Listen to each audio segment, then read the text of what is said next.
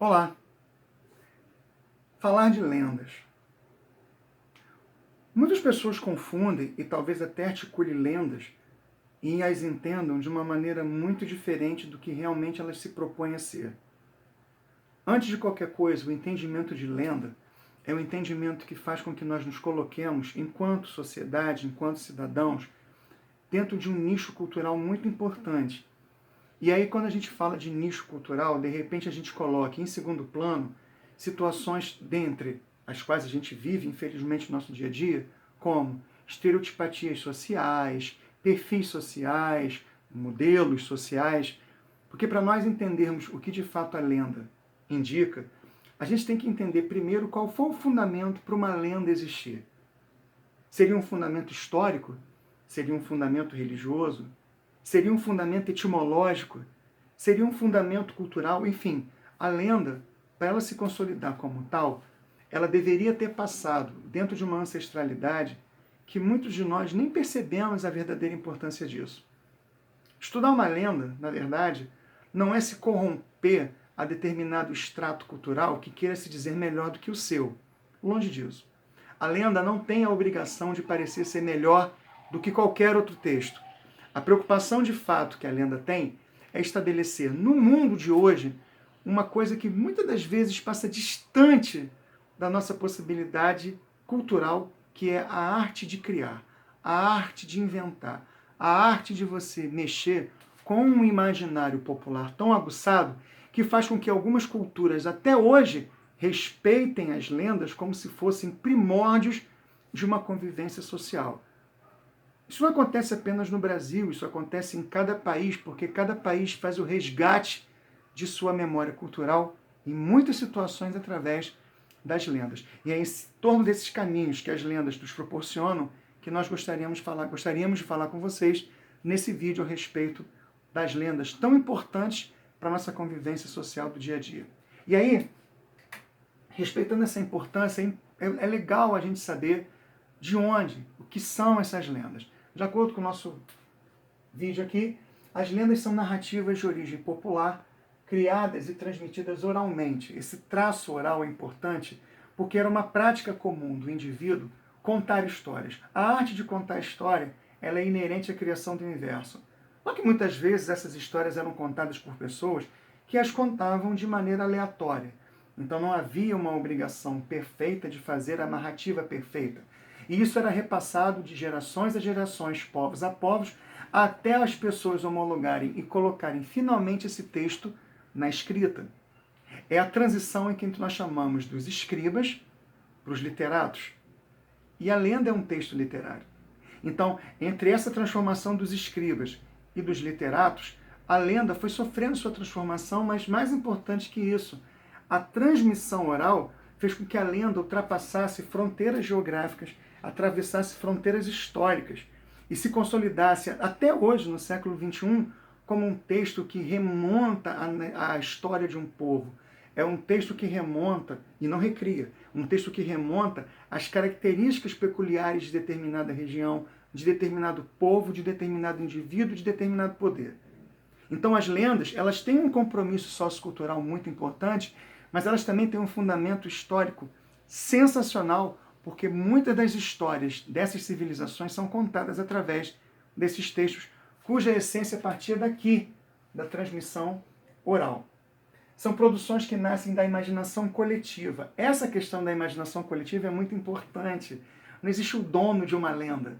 Existe um povo que viveu uma situação e dessa situação vivida se transformou de fato em uma narrativa cuja proposta é apenas e tão somente expressar-se através de fantasias, medos, dúvidas, incompreensões, costumes, raízes etimológicas, tudo que você entender do mundo que você vive hoje, alguma lenda teria te contado isso de uma forma muito lúdica e prazerosa. Tá? E essas lendas, elas têm um ponto de surgimento, porque a origem do termo lenda vem através do latim que significa o que deve ser lido.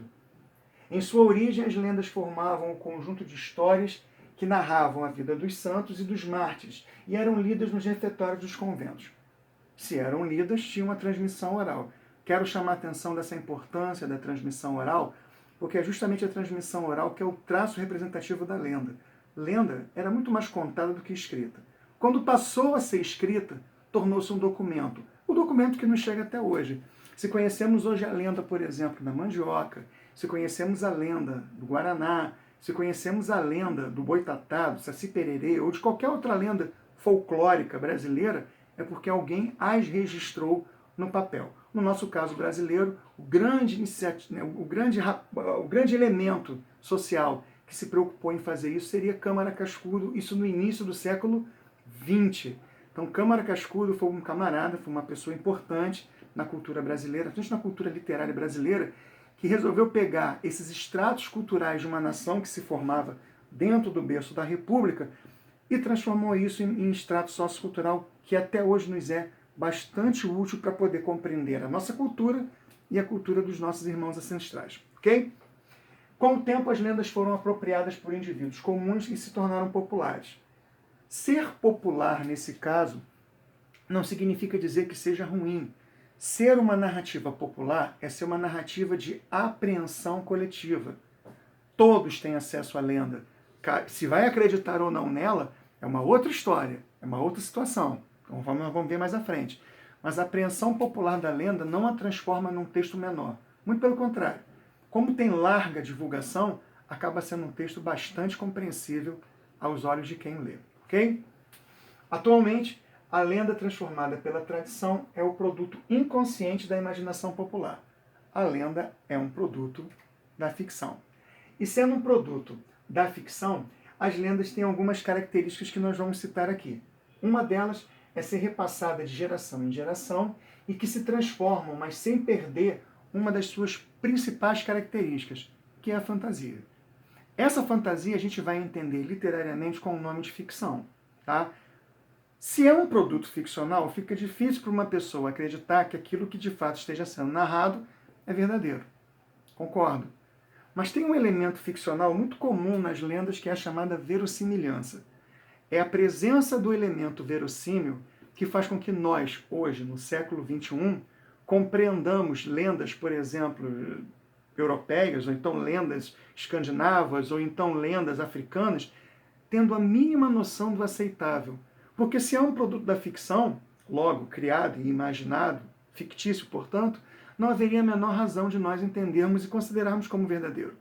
Nós só consideramos as lendas como textos verossímeis, ou seja, com o emprego da verossimilhança, porque a ficção é tão bem construída que nos faz pensar da seguinte forma: caramba, realmente aquilo poderia ter acontecido de verdade. Nos faz pensar, nos faz refletir em várias situações socioculturais por que vivemos, porque é justamente esse o interesse da lenda. A lenda, como sendo um registro muitas vezes histórico, ela nos faz pensar sobre as reais situações por que viviam os nossos antepassados e que nós, hoje em dia, por exemplo, não vivemos. E aí teríamos que entender como eles viveram lá atrás e como nós entendemos isso atualmente. Mas sendo um produto da fantasia, é fundamental entender essa ligação feita entre passado e presente, mas fazendo com que nós acreditemos através da verossimilhança. As lendas contam histórias repletas de personagens diferentes, os quais possuem características que se misturam com feições físicas de alguns animais. São histórias que falam de situações sobrenaturais e reais, até mesmo irracionais. Sim, é porque justamente por trás da lenda existe o elemento verossímil. Se não houvesse o elemento verossímil na construção dessa lenda como um texto narrativo, a lenda seria só um texto histórico. Ao invés de estar, por exemplo, nessas nossas aulas de produção de texto, ou de língua portuguesa, elas estariam nos livros de história. E acreditem, os livros de história se pautam também nas lendas para construir seu arcabouço histórico. É por isso que a lenda é importante. Ela não se limita apenas ao plano cultural.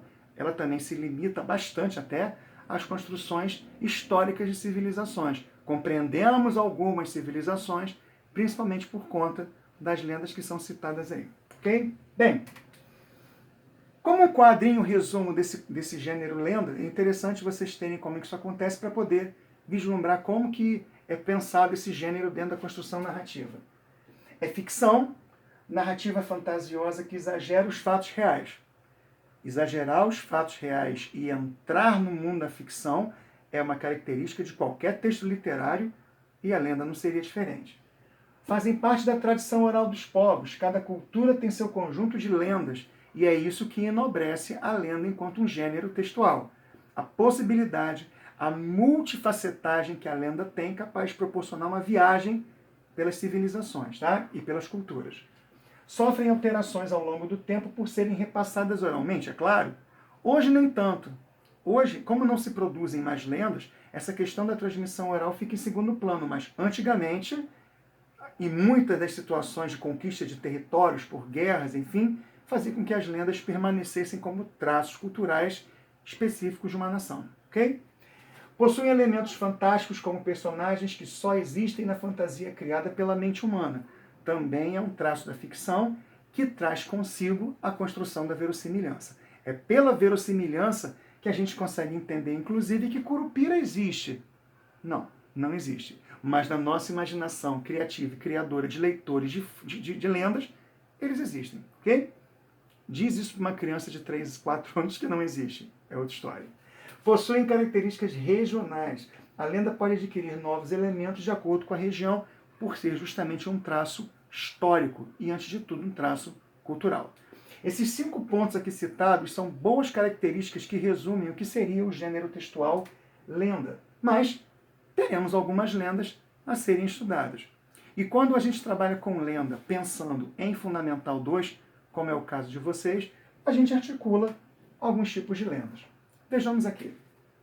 Deixa eu virar aqui para vocês. Existem as lendas religiosas. Aqui eu representei uma imagem da lenda do Santo Graal, tá? E que muita gente reconhece essa imagem aqui através da Santa Ceia, um quadro famosíssimo, tá? Que é a Santa Ceia. É uma lenda que atribui poderes divinos a um cálice sagrado que teria sido usado por Jesus na última ceia. Essa, porém, é uma versão medieval de um mito que surgiu muito antes da era cristã. Então veja, esse conceito de lenda religiosa é conflitante até pelas concepções religiosas. É difícil você entender e articular que religião e lenda estejam no mesmo caminho, porque lenda é ficção.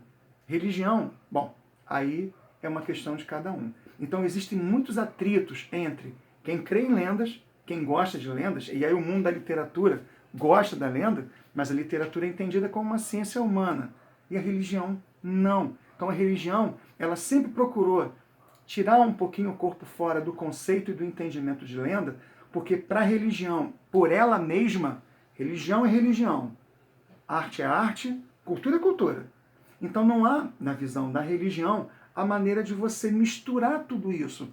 Por exemplo, falando de parábola, Jesus, no Antigo Testamento, talvez até no Novo, acho que no Novo também, Jesus responde muitas situações dos seus súditos, seus fiéis, no caso, seus seguidores, por parábola. E a parábola é um texto narrativo. Então, se Jesus faz uso de parábolas e a parábola é um recurso narrativo, por que não misturar? Por que não associar arte, cultura com o extrato religioso? Não é o nosso interesse. Meu interesse aqui é mostrar quais são os tipos de lenda que existem. E uma lenda que existe, embora sofra uma certa retaliação por nomenclatura e por definição, está aqui, é a lenda religiosa. As lendas mitológicas são as mais conhecidas por grande parte dos alunos. Tá? Aí vem aquela questão, aquela confusão de terminologia entre mito e lenda. Tá? No caso, a mitologia grega, e está aqui uma representação simbólica, é constituída, além dos mitos, por diversas lendas. Tá? Quando a gente fala de mito, a gente fala muito do indivíduo, da pessoa, do elemento sobrenatural. E a lenda seria a história por que esse mito passou. Então, entre mito e lenda, mito é muito mais a representação simbólica do personagem e a lenda é a narratividade feita sobre aquilo que esse mito fez. Tá? Essas histórias foram contadas na antiguidade, deixa bem claro que é uma narrativa oral, pelos gregos com o objetivo de explicar alguns fatos, situações e também fenômenos da natureza, como a gente sabe na questão da cultura politeísta dos gregos, você tem Deus do mar, Deus do céu, Deus da terra, Deus do fogo, Deus de tudo, que tem, obviamente, uma representação simbólica com esses fenômenos da natureza. Vejam, a maneira como você conduz a lenda mitológica não é a mesma como você conduz a lenda religiosa, embora todos eles sejam considerados como lenda. E existem outros fatores. menores até.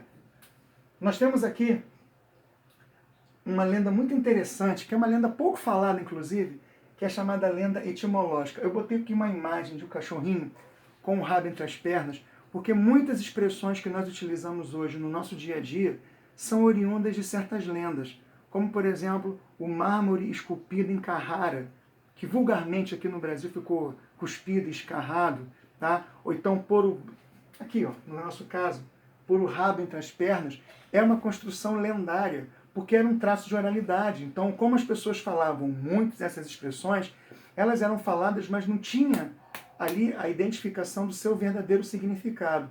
Então, essas expressões que são tão populares, como eu citei as duas, o rabo entre as pernas e o esculpido em Carrara, ou cuspido escarrado, se vocês preferirem, têm representações etimológicas e são chamadas de lendas etimológicas.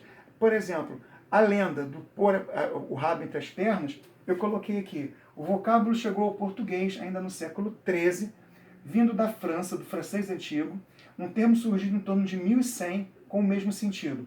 Couard, que é um termo francês, era derivado de queue, ou queue, isto é, cauda, rabo.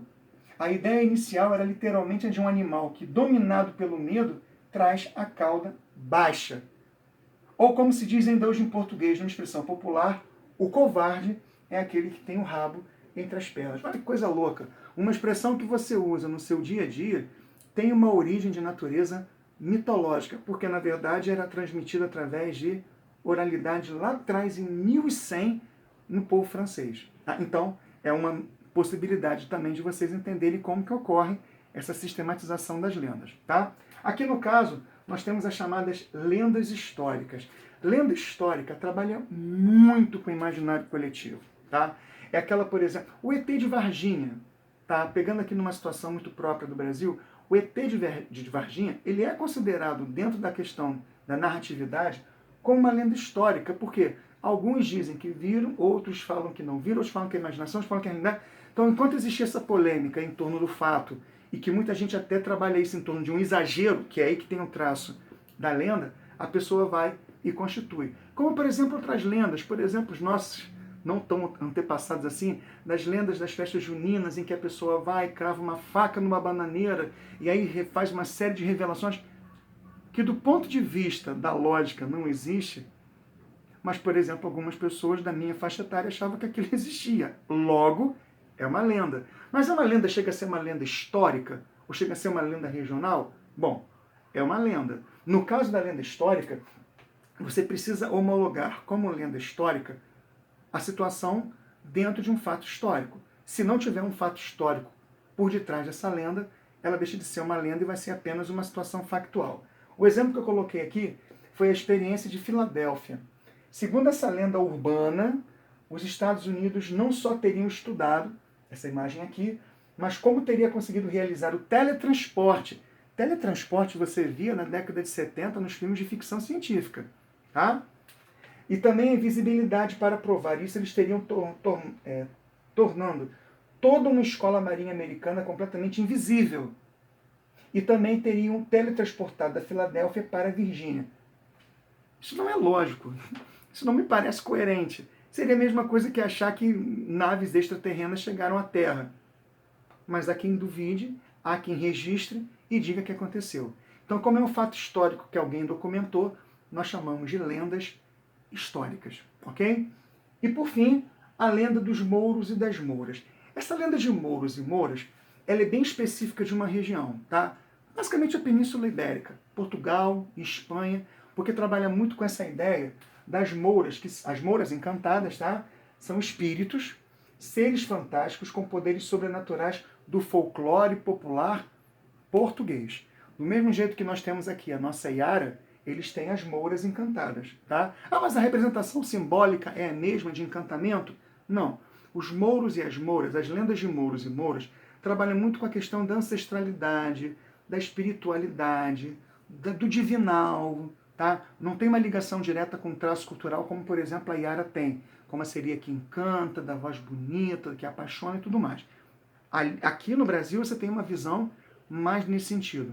A lenda de mouros e mouras, que volto a dizer, é específico de uma determinada região do planeta, fundamentalmente criada em Portugal, mas muito respeitada na Península Ibérica, Portugal e Espanha, mas também se materializa como um tipo de lenda. Mas seriam essas lendas efetivamente as lendas que mais são trabalhadas com o pessoal, por exemplo, de 6, 7 ano? Não. São essas aqui. As lendas africanas e vamos finalizar com as lendas indígenas. São justamente essas lendas que nós iremos mais à frente trabalhar com vocês. As lendas africanas, que tem um traço muito interessante, até para a gente poder quebrar o estereótipo do que é de fato o africano. Estudar a lenda africana é muito mais do que você reconhecer o perfil social de um povo sofrido. O africano, o povo africano, é um povo que, dentro das suas limitações econômicas, vive feliz, canta, dança, trabalha, sofre, mas consegue traduzir através da sua oralidade a arte de contar história.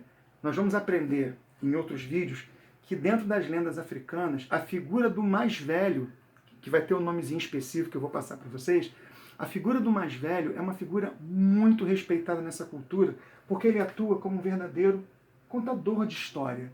A figura do contador de história na cultura africana ainda é respeitada até hoje. As crianças ouvem os mais velhos, as crianças escutam o que os mais velhos têm que dizer, porque é justamente os mais velhos que na cultura africana que detêm o conhecimento. Não é muito conhecido, não, até porque a gente quase não fala de cultura africana, porque infelizmente se associou cultura africana a situações de morbidez, de miséria, de flagelo, de negritude, e isso parece ser um pouco ofensivo. Então nós vamos trabalhar em próximos vídeos com a ideia de mostrar que as lendas africanas são, antes de tudo, um grito de resistência contra aqueles que fazem do negro um verdadeiro estereótipo social. Tá? Bom, eu coloquei aqui que a África tem suas lendas, tá? E conta através de situações como espíritos de florestas, animais misteriosos, bravos, guerreiros, fantasmas, religiões, não muito diferente do que nós vemos no Brasil. Só que na África você vai ter a autenticidade da negritude. E é isso que é interessante para quebrar o preconceito, todo e qualquer preconceito que existe em relação aos nossos irmãos negros. Ok? E por fim, as lendas indígenas, que tem uma ligação muito próxima com a nossa realidade sociocultural, embora nós ainda tenhamos certas confusões para entender qual é o verdadeiro papel social do índio na nossa civilização. As lendas indígenas brasileiras são muito ricas em detalhes e se confundem com crenças religiosas. Quando nós trabalharmos esse vídeo com vocês, vocês vão ver como que existe uma diferença entre a crença religiosa e a lenda indígena. Algumas ligações são próximas, mas nós vamos ver a interseção para poder fazer a divisão desse aspecto, tá? Por exemplo, o boitatá é uma lenda amazônica sobre uma cobra gigante, essa imagem aqui, que na verdade é o efeito de ossos de animais mortos em combustão. Isso é uma definição, embora tenha outras em função disso. A nossa intenção aqui é mostrar, enquanto professor de português e de redação, é como que isso é trabalhado no momento em que você produz o seu texto. Porque, afinal de contas, para você estudar lenda, é necessário que você tenha um conhecimento de mundo um pouquinho acima da média, tá? Para não entender, por exemplo, que é só falar de história de uma cobra que está tudo bem, está tudo certo. Não, não é bem por aí, tá? Temos que, antes de tudo, respeitar a cultura alheia. Porque quando a gente respeita e tem empatia por essa cultura alheia, consequentemente, nosso entendimento sobre lenda fica muito mais fácil, ok? Algumas histórias surgem para explicar o aparecimento de plantas, como a Vitória Régia, que é essa planta aqui, ó. Muito comum, muito verificada no Jardim Botânico do Rio de Janeiro, tá? Você verifica lá, muitos enxergam, veem como bonita, mas não sabem a origem. Vamos ver mais à frente no nosso vídeo também. E outros falam como de alimentos, como a mandioca, e outros tantos citam deuses e força da natureza. Eu queria chamar a atenção que, assim como as lendas africanas e as lendas indígenas, muitas pessoas acham que, por não falarem necessariamente de uma visão cristã ocidental, muita gente associa tanto a lenda africana quanto a lenda indígena às questões de misticismo, de bruxaria, como se fosse uma demonização do processo cultural. Eu queria deixar muito claro que não se trata desse aspecto, porque reitero o que eu falei há um minuto atrás. É preciso que haja, para o entendimento de lenda, um pequeno, por mais simples que seja, mecanismo de você entender que é através do respeito à cultura e à história alheia que você se torna uma pessoa melhor e, mais do que isso, capaz de compreender o que a lenda tem para te proporcionar em século XXI aquilo que ela já contava há muito tempo nos séculos anteriores. Então é nesse caminho das lendas que nós vamos trabalhar com vocês em próximos vídeos para podermos entender se realmente o caminho que essas lendas nos proporcionaram foram caminhos de crescimento, de evolução enquanto estudantes e também, por que não, como cidadãos. A gente se vê lá. Um abraço.